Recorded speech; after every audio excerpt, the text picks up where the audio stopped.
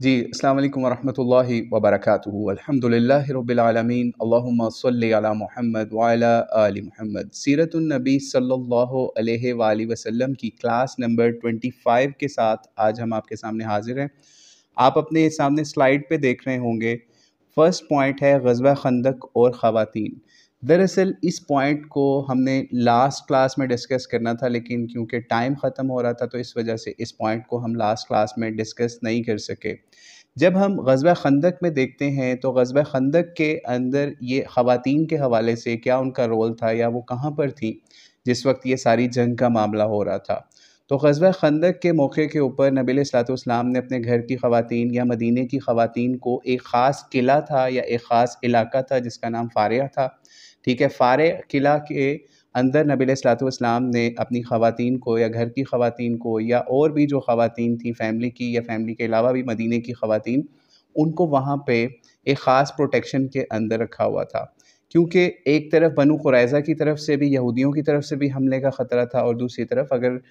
کیونکہ جنگ اس وقت مدینے کے بالکل سر کے اوپر تھی، جو غزوہ خندق جو ہم آپ کو بتا چکے۔ تو ہوا یہ کہ جس وقت اس قلعے کے اندر تمام خواتین یا مسلمانوں کی خواتین تھیں، تو یہاں پر جیوز کا یا یہودیوں کا کوئی گروپ اس نے یہاں پہ تلاش کرتے کرتے ایک جگہ پہ اٹیک کرنے کی یا پھر وہاں سے انفارمیشن کلیکٹ کرنے کے لیے اس قلعے کی طرف انہوں نے پیش قدمی کی، ایک گروپ نے، ٹھیک ہے۔ جب اس گروپ نے اس قلعے کے پاس جانے کی کوشش کی تو اس قلعے کے اندر چونکہ نبی علیہ السلام کے گھر کی بھی خواتین تھیں، تو وہاں پہ نبی علیہ السلام کی ایک پھپھی بھی تھی، ٹھیک ہے، جن کا نام صفیہ بنت عبد المطلب تھا، ٹھیک ہے۔ تو صفیہ بنت عبد المطلب نے کیا ہوا کہ انہوں نے جب اس گروپ کا ایک شخص دیکھا کہ وہ ان کے قلعے کے قریب آ رہا ہے، تو وہاں پہ اس قلعے کی یا اس ایریا کی پروٹیکشن کے لیے نبی علیہ الصلوۃ والسلام نے حضرت حسان بن ثابت رضی اللہ تعالیٰ عنہ، جو کہ شاعر رسول تھے، ان کو بھی وہاں پہ ڈیوٹی دی ہوئی تھی، کیونکہ یہ بہت زیادہ ایگریسو جنگوں وغیرہ میں نہیں شرکت کر سکتے تھے، یعنی یہ بہت زیادہ سمجھ لیجئے کہ اس طریقے سے جنگجو ان کی طبیعت نہیں تھی، تو شاعری وغیرہ کرتے تھے،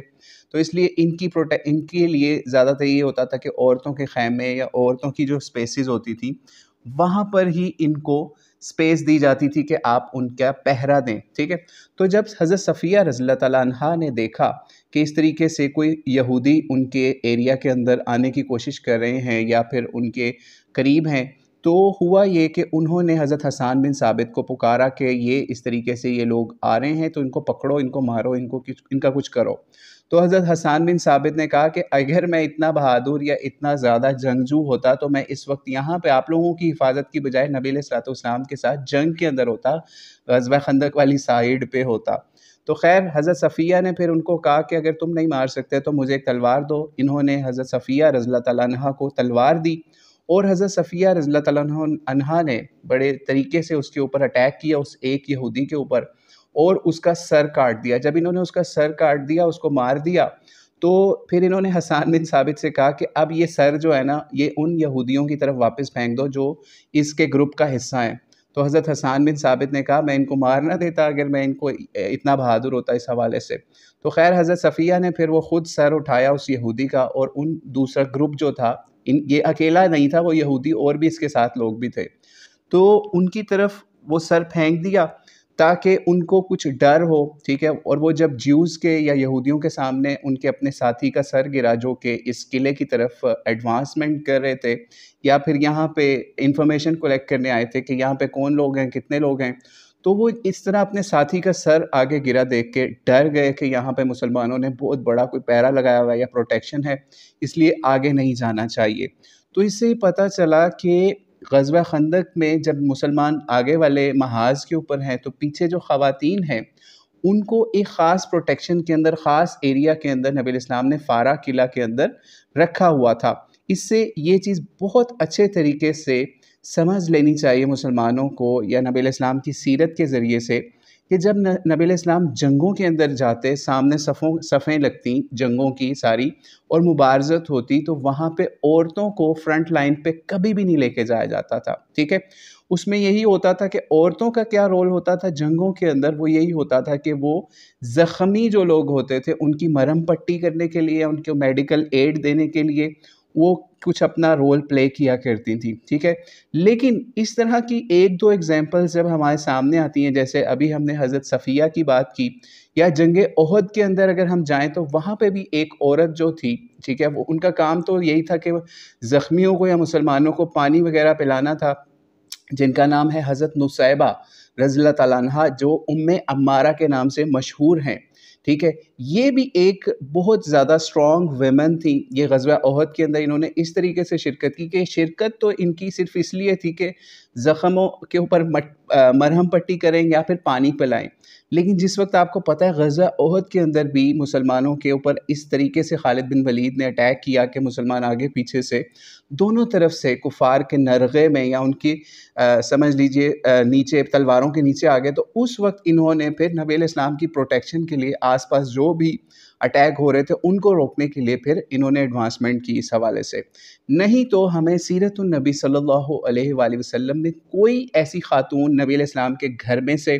ٹھیک ہے، اور نہ ہی نبی علیہ السلام کے صحابہ کی ازواج میں سے یا صحابیات میں سے ایسی کوئی ایک بھی خاتون نہیں ملتی کہ جس کو نبی علیہ السلام نے خاص طور پہ جنگوں کے حوالے سے ٹریننگ دی ہو، یا پھر جنگوں کے حوالے سے ان کو سامنے لے کے گئے ہوں، ٹھیک ہے، یا پھر جنگوں کے حوالے سے ان کو فائٹ کے اندر لے کے آنے کی تربیت دی ہو کہ اب یہ جنگ ہو رہی ہے تو آپ نے اس میں تربیت کر کے تو اس جنگ کے اندر آپ نے جانا ہے، ٹھیک ہے. تو اس سے ہمیں یہ چیز سمجھ لینی چاہیے کہ اگر آج ہم اس طریقے سے ملکوں کے اندر ہیں اور ہماری خواتین اگر کہیں کہ نہیں ہم نے تو آرمی کے اندر جانا ہے، ہم نے آرمی کے اندر جانا ہے اور کئی دنوں کے لیے کئی مہینوں کے لیے ہم نے اپنے گھروں سے دور، اپنے محرموں سے دور، اپنے رشتہ داروں سے دور، اپنے ماں باپ سے دور جانا ہے، تو ہمیں نبی علیہ السلام کی سیرت سے، سنت سے اس کے خلاف ہی چیزیں ملیں گی. اس کے سپورٹ میں یا اس کے حق میں کوئی ایسی چیز نہیں ملے گی کہ آج ہم اپنی بہو، بہن، بیٹی کو آرمی کے اندر یا پھر ایسی چیز کے اندر داخل کریں جس کا نبی علیہ السلام نے مسلمانوں کو منع فرما دیا، یا پھر نبی علیہ السلام کی خواتین یا ازواج جو ہمارے لیے سب سے بہترین نمونہ ہے ہماری خواتین کے لیے. تو ہمیں صرف اس لحاظ سے عورتوں کی تعلیم کرنی چاہیے، یعنی کہ ڈیفینس کے حوالے سے، کہ ان کو سیلف ڈیفینس آنا چاہیے، ان کو ہتھیار چلانے آنے چاہیے. اگر آپ نے اپنے گھر میں گن رکھی ہوئی ہے، اپنے گھر کے اندر تلوار یا چاقو وغیرہ رکھی ہوئی ہے، تو ان کو ٹرین ضرور کرنا چاہیے کہ اس کو چلائیں، اس کو کس طریقے سے چلانا ہے، ان کو اس کا طریقہ آنا چاہیے. لیکن اس کے لیے بھی ان کی اسپیشل ٹریننگ کی ضرورت ہے. یہ نہ ہو کہ وہی گن آپ کے اوپر ہی تان کے آپ کو ہی مار دیں اگر کوئی لڑائی جھگڑا ہو. تو اس لیے اس کے لیے بھی بہت زیادہ فلسفیکلی یا سائنٹیفکلی ان کی ٹریننگ کی بھی ضرورت ہے کہ یہ ہتھیار کس وقت یوز کرنا ہے. جیسے حضرت صفیہ رضی اللہ تعالیٰ عنہ، ٹھیک ہے، آپ یہ سوچئے حضرت صفیہ رضی اللہ تعالیٰ عنہ نے حضرت حسان بن ثابت سے تلوار مانگی کہ مجھے چلانے کی اجازت دو یا مجھے دو، اور پھر انہوں نے اس غزوہ خندق کے دوران جو ان کے ایریا کے اوپر یا پھر ان کے قلعے کے اوپر اٹیک کرنے کی کچھ کفار کوشش کر رہے تھے یا یہودی کوشش کر رہے تھے، تو انہوں نے اس کو پھر اٹیک کر کے مار دیا. تو اس لیے مسلمانوں کی عورتوں کو کم از کم اتنا ضرور سیکھنا چاہیے ہتھیار چلانا کہ اگر ان کے اوپر اٹیک ہو اور مسلمان کوئی بھی ان کی پروٹیکشن کے لیے مرد حضرات نہ ہو، کوئی آرمی نہ ہو یا کوئی پہرا دینے والے نہ ہو، تو کم از کم وہ سیلف ڈیفینس کے اندر کچھ نہ کچھ ہتھیار ضرور چلا سکیں. تو اللہ تعالیٰ سے دعا ہے اللہ تعالیٰ ہماری خواتین کی اور مردوں کی سب کی حفاظت فرمائے. اور اس سے ایک چیز اور سوچ لیجئے، سمجھ لیجئے کہ آج یہ پہلا پوائنٹ اس لیے بھی رکھا کہ اکثر لوگوں کی طرف سے یہ آرگومنٹ پیش کیا جاتا ہے کہ جناب حضرت Khadija was a business women, اور حضرت نصیبہ یا ام عمارہ واز اے فائٹر، ٹھیک ہے، یا پھر حضرت صفیہ کا ایک یہ واقعہ جو ہم نے پہلے بیان کر دیا. تو یہ جو واقعات ہیں یہ اکا دکا واقعات ہیں، اس سے کوئی بھی ایسی شریعت سازی نہیں ہو سکتی جو کہ قرآن کے باقی اصولوں کے خلاف ہو، یعنی پردے کے اصول کے خلاف ہو، محرم نہ محرم کے اصولوں کے خلاف ہو، عورتوں کے حوالے سے، سفر کے حوالے سے جو اسلام نے یا نبی علیہ السلام نے اصول وضع کر دیے اس کے خلاف ہو، ٹھیک ہے. تو اس لیے ایک دو ایسے واقعات کو بیس بنا کے ہم کوئی اصول نہیں بیان کر سکتے. جیسے آپ کو پتہ ہے اگر کوئی کہ حضرت Khadija was a business women, یعنی وہ کاروباری خاتون تھی، یعنی اگر ان کا کاروبار تھا، تو آپ سیرت النبی صلی اللہ علیہ وسلم پڑھ چکے یا ہم ان کی لائف کا اس پارٹ کو جو نبی علیہ السلام کے ساتھ گزرا وہ آپ کو بیان کر چکے. نبی علیہ السلام کے ساتھ نکاح کے بعد ایک بھی ایسا واقعہ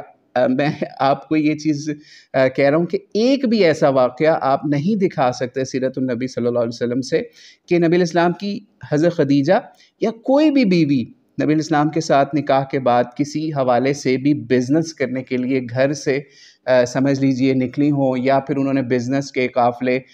جو ہیں وہ ارینج کیے ہوں، یا کسی بھی حوالے سے اس کے اندر ایڈوانسمنٹ کی ہو، یا ایون جنگوں کے اندر ہی ایڈوانسمنٹ کی ہو. ہاں ان کے ساتھ جاتی تھی سفر کے اندر، لیکن ان کی سپورٹ کرتی تھی، ان کو مرہم پٹی کے حوالے سے، جیسے ہم نے بی بی فاطمہ کا آپ کو بتایا، جیسے غزوہ احد کا جب بیان چل رہا تھا اس کے اندر آپ کو بتایا کہ کس طریقے سے جب نبی علیہ السلام زخمی ہوئے احد کے میدان میں تو کس طریقے سے حضرت فاطمہ نے ان کو سپورٹ کیا، ان کی پٹی وغیرہ کی، یا ان کے اوپر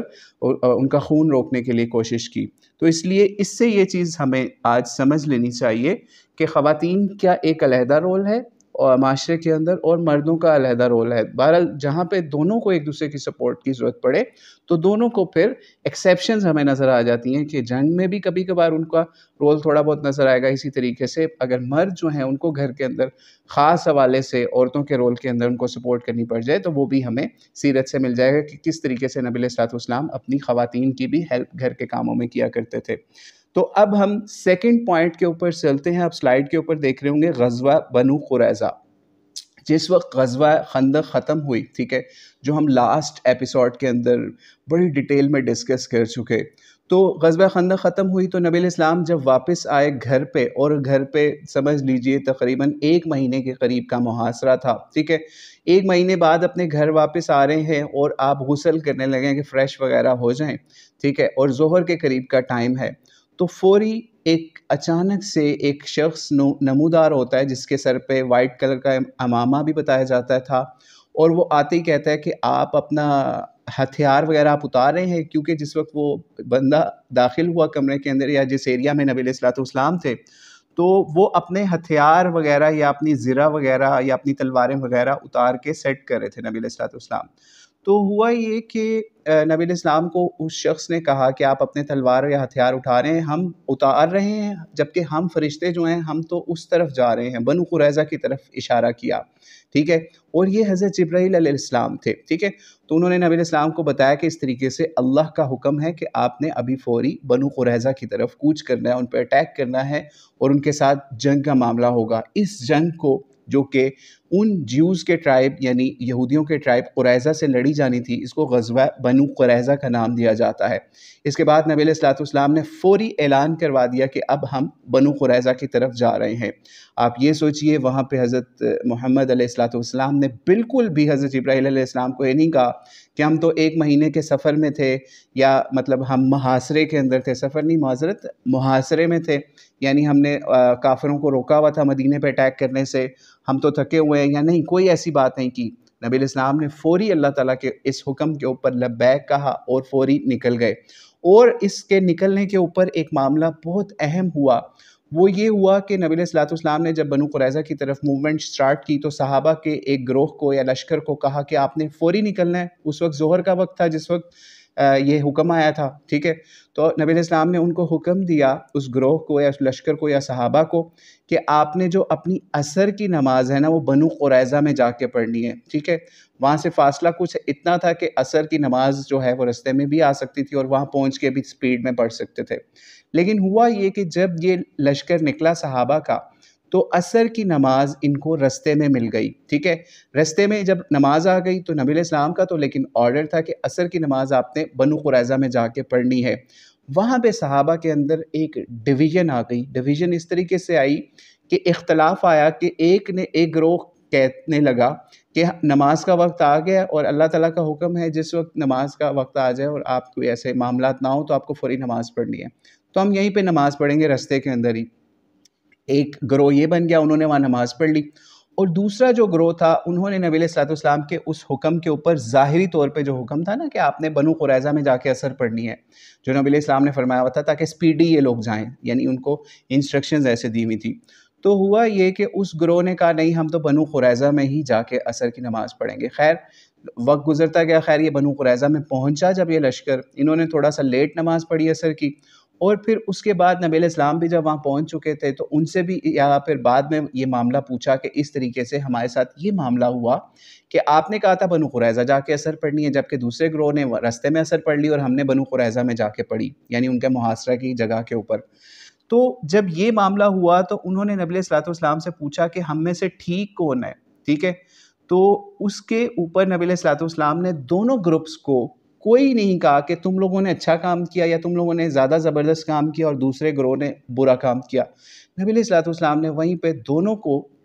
مطلب ان کی تحسین فرمائی یا پھر دونوں کو بالکل ملامت نہیں کی، کسی کو برا نہیں کہا۔ اس سے یہ پتہ چل گیا، اس سے علماء نے بہت سارے مسائل اخذ کیے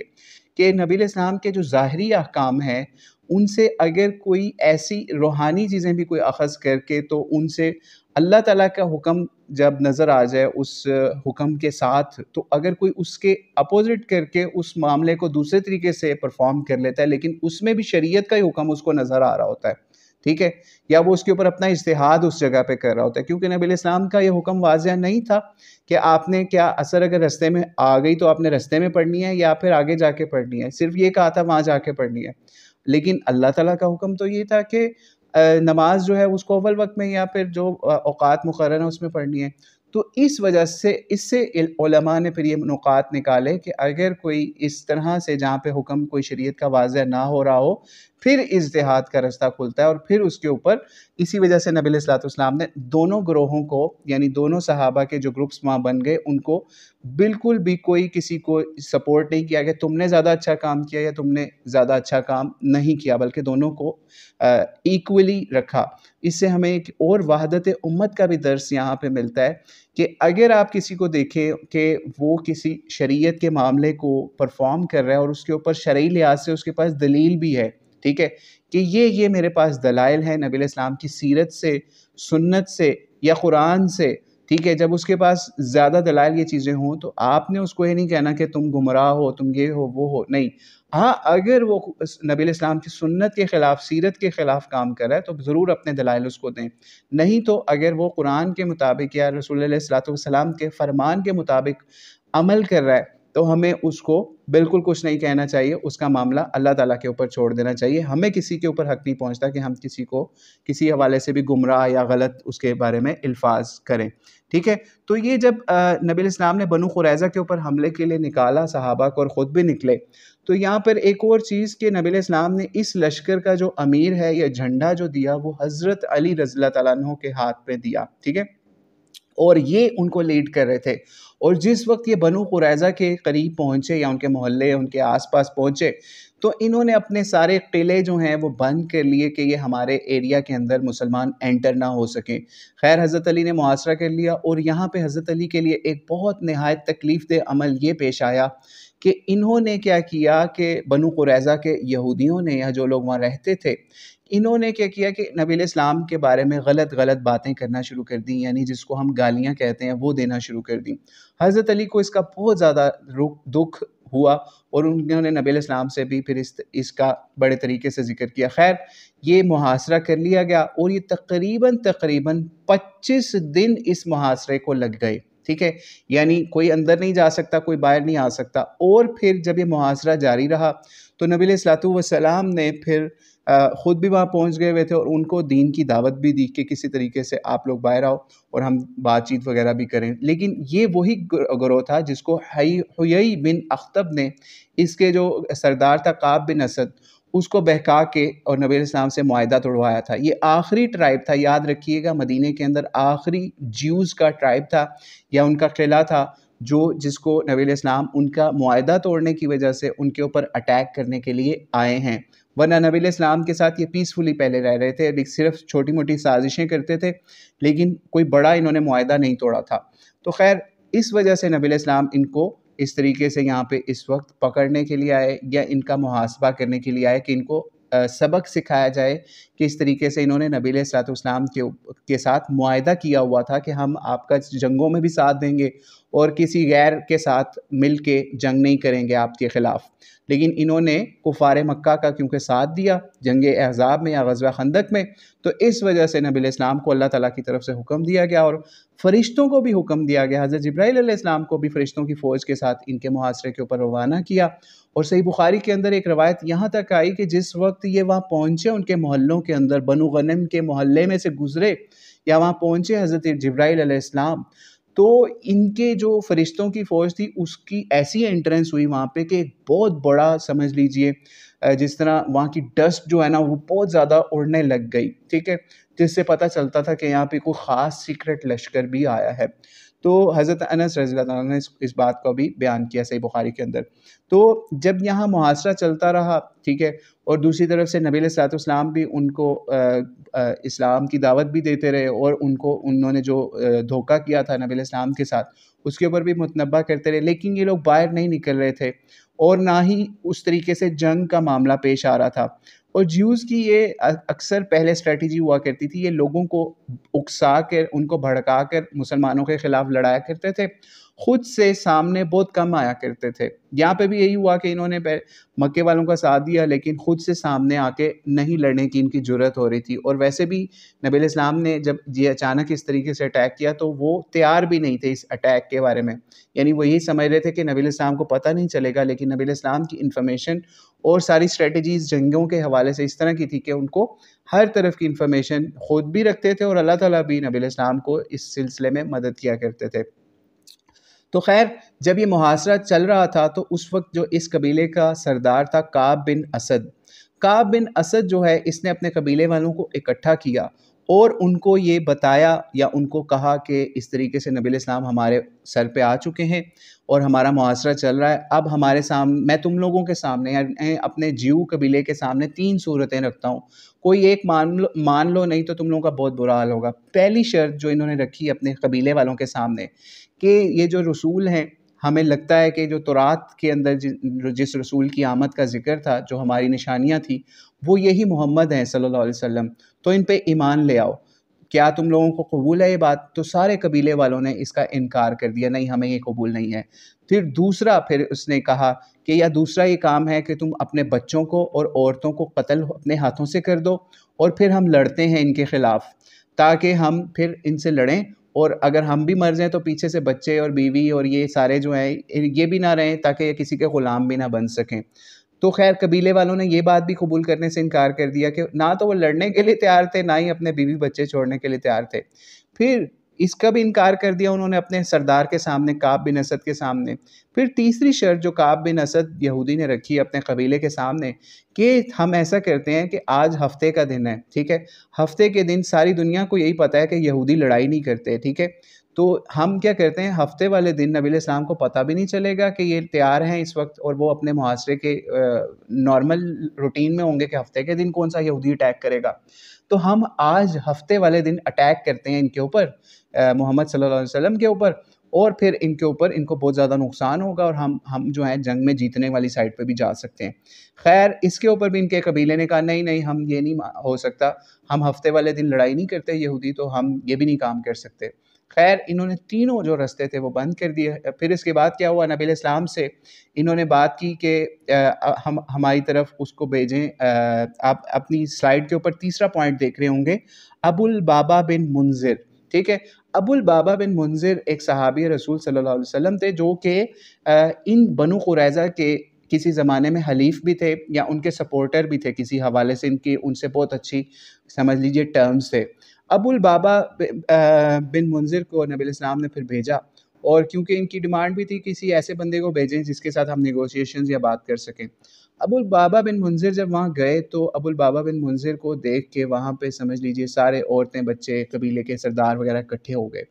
تو ابو البابا بن منذر نے انہیں کہا کہ آپ لوگ ایسا کرو، اپنے یہ جو قلعہ ہے اس سے اتر آؤ، نیچے باہر نکل آؤ اور سرنڈر کر دو۔ اور آگے سے سرداروں نے پوچھا اگر ہم نہ کریں تو پھر تو یا کر دیں یا نہ کریں تو کیا ہر سچویشن میں کیا ہوگا؟ تو انہوں نے پتہ کیا کیا، انہوں نے ایک اشارہ کیا، انہوں نے ان کے سرداروں کے سامنے اشارہ کیا، یعنی ایسے سمجھ لیجئے اپنے ہاتھ کا اشارہ جو ہے گردن کے اوپر کیا کہ تم لوگوں کے لیے موت ہی موت ہے ہر صورت میں۔ جب انہوں نے یہ اشارہ کیا تو سارے رونے لگ گئے وہاں پہ نا جو قبیلے والے تھے، یعنی ان کو یہ اشارہ کر دیا۔ یہ سمجھ لیجئے یہ جو اشارہ تھا نا ان کا، یہ ایک خیانت تھی نبی علیہ الصلوۃ والسلام کی طرف سے، یعنی نبی علیہ السلام کے خلاف یہ خیانت تھی، ٹھیک ہے. یعنی نبی علیہ السلام نے صرف ان کو نیگوشیشن یا ان کی باتیں سننے کے لیے بھیجا تھا، یہ نہیں بتایا تھا کہ ہماری اسٹریٹجی کیا ہو سکتی ہے ان کے بارے میں. باقی تورات یا ان کی جو کتابوں کے حوالے سے یہی رول تھا، اگر کوئی بھی شخص جو ہے بغاوت کرتا ہے، اس طریقے سے معاہدہ توڑتا ہے کسی نبی کے ساتھ، اور نبی آ کے ان کا محاصرہ کر لیتے ہیں، تو سیرت نگاروں نے یہی بات لکھی ہے، جس کو مولانا محمد ادریس صاحب کاندھلوی رحمہ اللہ کی کتاب کے اندر سیرت المصطفیٰ صلی اللہ علیہ وسلم کے اوپر اندر بھی انہوں نے یہ بات مینشن کی کہ یہ ان کی اپنی دینی کتابوں کا اصول تھا کہ اگر وہ یہ کام کرتے ہیں جو انہوں نے نبی علیہ السلام کے ساتھ کیا، تو ان کا حل یہی ہے کہ ان کو قتل کیا جائے اور محاصرہ کر کے. پہلے خیر اس دعوت کے باوجود کچھ لوگ بتایا جاتا ہے کہ اس قبیلے سے لوگ مسلمان بھی ہوئے، لیکن چونکہ جو یہ آپ سلائڈ پہ ہم دیکھا ہوگا نا، ابو البابا بن منذر رضی اللہ تعالیٰ عنہ، انہوں نے جب یہ خیانت کی اس حوالے سے کہ نبی علیہ السلام کی طرف سے اپنی طرف سے انہوں نے بات گھڑ کے ان کو آگے بتا دی، تو یہ بہت بڑی خیانت تھی. تو اللہ تعالیٰ نے پھر اس کے حوالے سے آیات بھی قرآن پاک میں بعد میں اتاری، اور انہوں نے جب خود سے ایک بہت جلیل القدر صحابی تھے یہ، ٹھیک ہے، ابن منذر، تو ان کو اپنی خیانت کا احساس بھی ہو گیا کہ میرے سے بہت بڑی غلطی ہو گئی ہے جو میں نے یہ کام کیا. یہ وہاں سے نکل آئے اور انہوں نے مسجد نبوی کے اندر چلے گئے، کسی سے بات نہیں کی، اور پتہ چل گیا کہ انہوں نے یہ خیانت کی ہے اس حوالے سے، اور انہوں نے مسجد نبوی کے اندر جا کے اپنے آپ کو باندھ لیا ایک ستون سے کہ میری تو اللہ تعالیٰ مجھے جب تک معاف نہیں کرے گا، نبی علیہ السلام جب تک مجھے معاف نہیں کریں گے اس خیانت کے اوپر جو میں نے وہاں اس قبیلے کے اندر جا کے کر کے آیا ہوں، کہ میں ان کو اشارہ دے آیا ہوں کہ تم لوگوں کی موت پکی ہے، تو میں اپنے آپ کو کھولوں گا نہیں اور میں ایسے ہی مر جاؤں گا. ٹھیک ہے. یہ مسجد نبوی کے اندر جو مختلف ستون ہوتے تھے یا استوان ہوتے تھے، اس کے اندر سے ایک ستون کے ساتھ انہوں نے اپنے آپ کو باندھ لیا. اس ستون کو آج تک بھی ستون توبہ یا استوان توبہ سے بھی پکارا جاتا ہے. ٹھیک ہے. ستون توبہ کیونکہ ان کی بعد میں توبہ بھی قبول ہوئی، اس کا بھی آگے ہم ذکر کرتے ہیں، بتا دیتے ہیں. خیر، جب نبی علیہ السلام کو پتہ چلا کہ اس طریقے سے انہوں نے اپنے آپ کو باندھ لیا ہے وہاں پہ، اور انہوں نے کہا کہ میں اپنے آپ کو اس وقت تک نہیں کھولوں گا جب تک نبی علیہ السلام مجھے معاف نہیں کر دیں گے، تو نبی علیہ السلام نے کہا کہ یہ مجھ سے معافی مانگ لیتے اس حوالے سے تو میں ان کو معاف بھی کر سکتا تھا، لیکن خیر اب انہوں نے اپنے آپ کو باندھ لیا، تو اب اللہ تعالیٰ جب تک ان کے بارے میں کچھ اتارے گا نہیں تو میں بھی ان کو نہیں اس طریقے سے کھولوں گا، یا اللہ ان کے بارے میں فیصلہ کرے گا. خیر، انہوں نے اپنے آپ کو باندھ لیا. تقریباً بتایا جاتا ہے کچھ لوگوں کے مطابق 6 دن، کچھ کے مطابق 20 دن تک یہ باندھے رہے، اور اس دوران انہیں اگر واش روم کے حوالے سے جانا ہوتا تھا تو پھر ان کے گھر والے جا کے ان کو کھول دیتے تھے اور کچھ دیر کے لیے باہر جاتے، پھر اس کے بعد واپس آ کے اپنے آپ کو دوبارہ ان کو ٹائی اپ کر دیا جاتا وہاں پہ. اور یہ کچھ کھاتے پیتے بھی نہیں تھے، بڑی مشکل سے ان کو زبردستی کھلایا جاتا تھا تاکہ ان کی کچھ زندگی بچ جائے. خیر، کچھ کے مطابق 6 دن بعد اور کچھ کے مطابق 20 دن تک انہوں نے اپنے آپ کو اس ستون سے یا پلر کے ساتھ باندھے رکھا، اور پھر اللہ تعالیٰ نے قرآن پاک کے اندر غالباً سورۃ توبہ کے اندر ان کے برات کے حوالے سے یا ان کو معاف کرنے کے حوالے سے سورۃ توبہ کے اندر آیت نمبر غالباً 102 ہے، اس کے اندر ان کی توبہ کا بیان آیا. تو جب نبی علیہ السلام کو اس کی اطلاع ملی کہ ان کو توبہ قبول ہو گئی ہے، تو پھر نبی علیہ السلام نے ان کو خود اپنے ہاتھ سے جا کے وہاں پہ کھولا اور ان کو مبارک دی کہ آپ کی اللہ نے توبہ قبول فرما لی ہے. تو آپ یہ سوچئے کہ صحابہ کا ایمان اتنا اوپر لیول کا تھا کہ وہ ڈر جاتے تھے اللہ تعالیٰ کے نبی کے کسی حکم کو توڑنے کے اوپر. اور آج ہم اگر اپنے آپ کو کمپیئر کریں تو ہم تو ڈرتے بھی نہیں ہیں کہ ہم کوئی اللہ سے ویسے ہی توبہ گڑ گڑا کے کرنا شروع کر دیں، نہیں، بلکہ ہم ان گناہوں کو بار بار کرتے رہتے ہیں اور آپ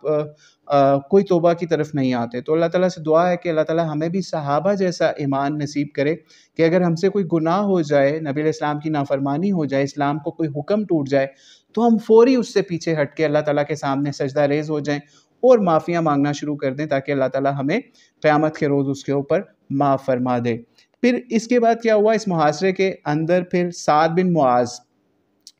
معاذ وہ صحابی ہیں جو غزوہ خندق کے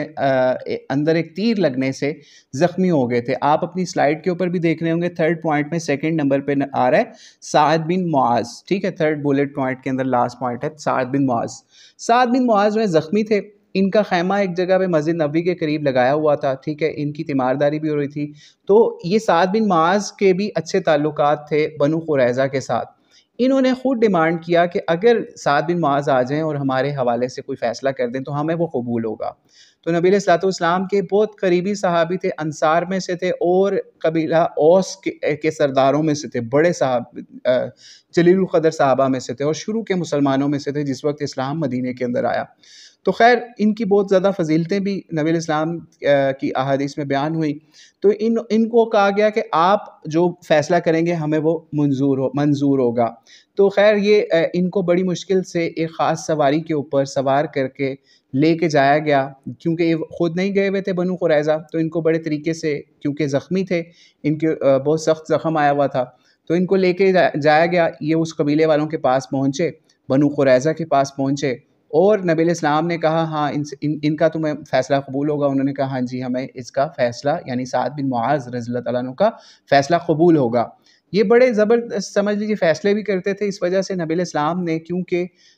وہ جیوز یا یہودی خود چاہ رہے تھے کہ ان کا کوئی سپورٹر ہو پرانا تو وہ ہمارے حوالے سے فیصلہ کر دے، کوئی ثالثی کا یا کوئی میڈیشن کا، تو ہم اسے مان لیں گے۔ سعد بن معاذ کو جب وہاں پہ لے کے گئے تو نبی علیہ السلام نے ان کا بڑے اچھے طریقے سے استقبال بھی کیا، بلکہ اپنے صحابہ سے کو اسپیشلی سعد بن معاذ کے لیے کھڑا بھی کروایا وہاں پہ، جو ان کے قبیلے والے تھے، انہوں نے کہا کہ اپنے سردار کے لیے کھڑے ہو، اس کا استقبال کرو، خاص طور پہ اسپیسیفکلی صرف سعد بن معاذ کی کو یہ فضیلت حاصل ہے کہ نبی علیہ السلام نے، کیونکہ زخمی بھی تھے اور بہت برے حال میں تھے اور قریب تھا کہ ان کی شہادت واقعہ ہو جاتی، تو اس زخمی حالت میں ان کو لایا گیا اور ان کو وہاں پہ نبی علیہ السلام کے پاس بٹھایا گیا، اور پھر ان کے جیوز کو بھی سامنے لایا گیا کہ ان کا فیصلہ کرنا ہے۔ تو حضرت سعد بن معاذ نے پھر فیصلہ یہ کیا کہ جو لوگ یہ ان کے بڑے ہیں، یعنی بندے ہیں، جو جنگجو لوگ ہیں، ان سب کو قتل کر دیا جائے، اور ان کی عورتیں اور بچے یا بوڑھے جو لوگ جنگ میں شریک نہیں ہو سکتے تھے ان کو قیدی بنا لیا جائے۔ تو نبی علیہ السلام کے سامنے جب انہوں نے سعد بن معاذ نے یہ فیصلہ کیا تو نبی علیہ السلام نے پھر فرمایا، یا جس کا مفہوم کچھ یوں ہے جو سیرت نگاروں نے نقل کیا، کہ سعد بن معاذ نے وہی فیصلہ کیا جو اللہ تعالیٰ کے ہاں لکھا ہوا تھا، یعنی اللہ تعالیٰ نے بھی یہی فیصلہ اس قبیلے کے لیے کیا ہوا تھا، ٹھیک ہے؟ جو چیز ہم پہلے بھی بیان کر چکے کہ ان کی پرانی کتابوں کے اندر بھی یہی فیصلہ تھا کہ اگر کوئی اس طریقے سے معاہدہ توڑتا ہے تو ان کا حل یہی ہے کہ جو ان کے جنگجو ہوں گے ان کو قتل کیا جائے گا، اور ان کی عورتیں اور بچے جو ہیں ان کو غلام بنا لیا جائے گا۔ خیر اس کے بعد یہ جیسے ہی فیصلہ ہوتا ہے، اس فیصلے کے بعد پھر خندقیں کھودی جاتی ہیں، اور پھر ان کے سارے نوجوانوں کو یا جوان لوگوں کو جو کہ جنگجو تھے ان کو اکٹھا کیا جاتا ہے، تقریباً 400 یا 300 یا 400 کے قریب ان کے ٹرائب کے ان بندوں کی تعداد تھی، ان کو ایک خاص انصار کے گھر کے اندر قید کر کے ایک ایک دو دو کر کے ان کو قتل کیا جاتا ہے، اور ان کی جو عورتیں اور بچے ہوتی ہیں ان کو غلام بنا لیا جاتا ہے، ٹھیک ہے؟ اور یوں پھر سمجھ لیجئے، اور اسی قبیلے کے اندر کچھ لوگوں نے بعد میں اسلام بھی، یعنی اس فیصلہ ہونے سے پہلے انہوں نے کچھ نے اسلام بھی قبول کر لیا تھا، ٹھیک ہے؟ ان کی جان جو ہے وہ پھر ان کے حوالے سے کوئی ایسا معاملہ پیش نہیں آیا۔ لیکن اگر اس میں ایک اور چیز آپ کو پوائنٹ بتا دیں کہ اگر یہ فیصلہ ہو جانے کے بعد اگر کوئی شخص اسلام قبول کرتا تو اس کا اسلام پھر اس حوالے سے قبول نہیں کیا جاتا، کیونکہ جو پورے قبیلے کی سزا تھی وہ ان کے اوپر نافذ ہونی تھی، ٹھیک ہے؟ تو بہرحال پھر اس طریقے سے اس قبیلے سے بھی مسلمانوں نے، یا جیوز کے اس قبیلے سے جنہوں نے نبی علیہ السلام کے حوالے سے اپنا معاہدہ توڑا ہوا تھا، اس طریقے سے ان کو قتل کر دیا گیا۔ پھر ان کی جو عورتیں اور بچے غلام بنائے گئے، ان کو پھر کسی اور علاقے کے اندر جا کے بیچ بھی دیا گیا، اور ان سے جو بھی مسلمانوں کو رقم حاصل ہوئی اس سے ہتھیار یا کھانے پینے کا سامان یا جو بھی مدینے کے لوگوں کی سپورٹ کا سامان تھا وہ حاصل کر لیا گیا، ٹھیک ہے؟ تو امید ہے آپ کو یہ چیز سمجھ آ گئی ہوگی اس حوالے سے کہ اگر کوئی بھی معاہدہ ہوتا ہے، اس کے اوپر اگر کوئی اس طریقے سے معاہدہ توڑتا ہے تو شریعت کا یہی حکم ہے یا اسلام کا یہی حکم ہے کہ اس طریقے سے پھر ان کے جنگجوؤں کو قتل کرنا پڑتا ہے، جیسے اس کے اندر ہوا۔ پھر اس کے اوپر معافی والا معاملہ نہیں رہ جاتا، کیونکہ یہ اللہ تعالیٰ کی طرف سے حکم ہوتا ہے جس کا نفاذ کرنا ضروری ہوتا ہے۔ پھر اسی طریقے سے اب سعد بن معاذ کے بارے میں بھی ہم تھوڑی سی بات کر کے اس سلائیڈ کو ختم کرتے ہیں انشاءاللہ۔ سعد بن معاذ جو ہیں یہ بہت زبردست صحابی تھے، ان کے حوالے سے یہ بھی بات آتی ہے، ایک دفعہ نبی علیہ السلام کو کسی نے کوئی گفٹ دیا، بہت اچھا کپڑا گفٹ دیا، تو نبی علیہ السلام نے کہا کہ لوگوں نے بڑی تعریف کی کہ یہ بہت اچھا کپڑا ہے، تو نبی علیہ السلام نے اس کے اوپر کہا کہ یہ جو سعد بن معاذ کے کو جنت میں جو کپڑا ملے گا نا وہ اس سے کہیں زبردست ہوگا، یعنی یہ کچھ بھی نہیں ہے. یعنی اس لحاظ سے بھی جنت کی بشارت ان کو دی ہوئی تھی کہ سعد بن معاذ کے لیے جنت میں اسپیشل اہتمام ہوگا. ٹھیک ہے. تو اور اسی طریقے سے سعد بن معاذ کا جب یہ معاملہ بنو قریظہ کے ساتھ ہوتا ہے، یعنی ان کی ثالثی کا یا ان کا فیصلہ یہ کر دیتے ہیں، اس کے بعد سعد بن معاذ نے اللہ تعالیٰ سے ایک دعا مانگی. زخمی تو یہ تھے لیکن ان کا زخم جو ہے کچھ بہتر ہو رہا تھا. انہوں نے اللہ تعالیٰ سے دعا کی کہ اے اللہ، اگر یہ جو قریش مکہ ہیں، یہ ان کے ساتھ کوئی بھی جنگ اگر اور مزید باقی ہے، یعنی یہ نبی علیہ السلام کو انہوں نے جھٹلایا اور ان کے خلاف انہوں نے کام کیا اور ان کو حرم مکہ سے نکال کے اتنی دور بھیج دیا، تو مجھے بھی زندہ رکھنا اگر ان کے ساتھ کوئی جنگ باقی ہے بڑی، تو تاکہ میں تیرے نبی کا ساتھ دے سکوں، اور اگر کوئی جنگ باقی نہیں ہے تو مجھے پھر شہادت عطا فرما دے. تو خیر اللہ تعالیٰ نے پھر ان کی دعا قبول اس حوالے سے فرما لی کہ اللہ تعالیٰ نے پھر ان کو اسی زخم کے ذریعے سے شہادت کا رتبہ دے دیا. اور جب یہ شہید ہوئے تو ان کا جب جنازہ اٹھایا گیا تو اس وقت نبی علیہ السلام کی طرف سے یہ ارشاد بھی سامنے آیا کہ سعد بن معاذ کے شہادت سے عرش تک ہل گیا، اور عرش سے فرشتے اللہ تعالیٰ نے اسپیشل بھیجے جو کہ ان کے جنازے کے ساتھ شرکت کر رہے تھے. اور ان کا جنازہ جو ہے نا، اس کا ویٹ بتایا جاتا ہے یا وزن بتایا جاتا ہے، بہت ہلکا تھا، بہت ان کی باڈی ہلکی تھی. ٹھیک ہے. تو منافقوں نے بڑا مشہور کر دیا کہ ان کی باڈی بہت ہلکی ہے، پتہ نہیں کیسے ہلکا ہو گیا یہ سعد بن معاذ. ٹھیک ہے. تو مطلب نیگیٹیولی انہوں نے یہ بات کہی تھی، لیکن جب یہ نبی علیہ السلام نے پوچھا کو پتہ چلا کہ اس طریقے سے منافقوں نے ایسی کوئی بات منہ سے نکالی ہے، تو نبی علیہ السلام نے فرمایا کہ سعد بن معاذ کے جنازے کے اندر فرشتے شامل تھے اور انہوں نے ان کا جنازہ بھی اٹھایا ہوا تھا، اور آپ کو اس لیے فیل ہو رہا تھا کہ یہ جنازہ بہت ہلکا ہے. تو بہرحال اس سے پتہ چلتا ہے کہ شہید کا یا نبی علیہ السلام کا ساتھ دینے والے کا یا نبی علیہ السلام کی سنت کے اوپر عمل کرنے کا یا ان کے آرڈرز کے اوپر عمل کرنے والا جو ہے وہ سعد بن معاذ جیسا صحابی، اگر وہ صحیح جس طریقے سے انہوں نے عمل کر کے اپنے ایمان کے ساتھ عمل کے ساتھ دکھایا اور شہید ہو گئے، غزوہ احزاب کے زخم کے ذریعے سے سمجھ لیجئے شہید ہوئے، تو اس کے لیے اللہ تعالیٰ اسپیشل اس طریقے سے فرشتے بھیج کے پروٹوکول بھی ان کو دلواتا ہے. اور آگے کی منزلیں تو آگے جا کے آپ کو پتہ چلیں گے. اللہ تعالیٰ سے دعا ہے اللہ تعالیٰ آپ کو ہمیں سب کو جنت میں نبی علیہ السلام کے ساتھ اور صحابہ کے ساتھ، جنتی صحابہ کے ساتھ اسپیشلی جمع فرمائے. اور پھر اب آخری پارٹ بیان کر کے ہم آج کی نشست کو ختم کرتے ہیں. لاسٹ پوائنٹ آپ دیکھ رہے ہوں گے ایک حدیث یا سنت رسول صلی اللہ علیہ وسلم. آج جس حدیث کا ہم نے انتخاب کیا اس حوالے سے وہ سنن نسائی کی حدیث نمبر 2627 ہے. نبی علیہ السلام کے حوالے سے حضرت ابو ہریرہ رضی اللہ تعالیٰ عنہ بیان کرتے ہیں کہ آپ علیہ الصلوۃ والسلام نے فرمایا کہ بوڑھے، بچے، کمزور اور عورت کا، ٹھیک ہے، یہ اسپیسیفکلی یاد رکھیے گا، عورت کا جہاد، حج اور عمرہ کرنا ہے، او کما قال علیہ الصلوۃ والسلام. اس حدیث سے یہ بات بہت اچھے طریقے سے واضح ہو گئی کہ عورت کا جو جہاد ہے یا بچوں کا، یا جو لوگ اصل جہاد میں شرکت نہیں کر سکتے یا ان کو اس حوالے سے نبی علیہ السلام کی طرف سے اجازت نہیں دی جاتی تھی، یا بچوں کو بھی، اور بہت زیادہ بوڑھے بھی ہوتے تھے ان کو بھی، اور عورتوں کو بھی فرنٹ لائن پہ اجازت نہیں ہوتی تھی شرکت کرنے کی جہاد کے اندر. تو اس سے یہ پتہ چلا کہ ان کا اصل جہاد یا ان کے لیے اللہ تعالیٰ نے اسپیشلی یہ سمجھ لیجئے پروٹوکول کے لیے ان کو بڑا رتبہ دینے کے لیے ان کا جہاد جو ہے وہ حج اور عمرہ رکھا ہوا ہے. تو اللہ تعالیٰ سے دعا ہے ہماری عورتوں کو، ہمیں سب کو حج اور عمرہ کی بار بار سعادتیں نصیب فرمائے. اور اس سے یہ بھی پتہ چل گیا کہ حج یا عمرہ اتنی آسان کام نہیں ہے، اسی وجہ سے اس کے اوپر اللہ تعالیٰ کے نبی نے مسلمان عورتوں کو یا بچوں کو یا ضعیف لوگوں کو اس حوالے سے بشارت دی ہے کہ ان کو بھی اس حوالے سے جہاد کا ہی ثواب یا اس کے اندر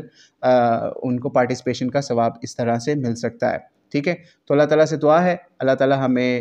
اس جہاد یعنی جو عورتوں کے لیے یا بچوں کے لیے نبی علیہ السلام کی طرف سے اناؤنس ہوا کہ حج اور عمرہ بھی ان کے لیے جہاد ہے، تو اس میں بھی ہمیں شرکت کرنے والا بنا ہے، ہمارے بچوں کو بھی عورتوں کو بھی. اور آج کی کلاس پھر اس کے ساتھ ہی اینڈ کرتے ہیں.